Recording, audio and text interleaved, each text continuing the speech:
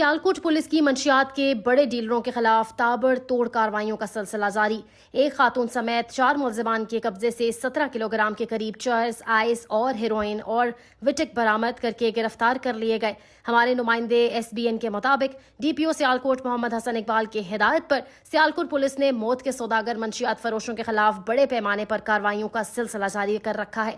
اس سلسلے میں SP investigation Zia اللہ کی سربراہی میں DSP city circle Tariq Mahmood اور SHO تھانہ Cantt sub inspector Altaf Ishaq نے اپنی ٹیم کے ہمراہ ہیومن انٹیلیجنس بیسڈ آپریشن کے دوران ضلع میں منشیات فروشوں میں ملوث ملزمان نادیہ دختر روح دل خان کو لیڈیز پولیس کی مدد سے اور ملزمان گل رفیق ولد اعظم خان، واحد گل بہادر، رانا ذیشان ولد عبدالستار کو گرفتار کر کے ان کے قبضے سے مجموعی طور پر 17 کلو گرام کے قریب منشیات، جس میں چرس 14 kilo 550 gram, ice 1170 gram, heroin 1100 gram اور رقم وٹک 7500 روپے برآمد کر لی۔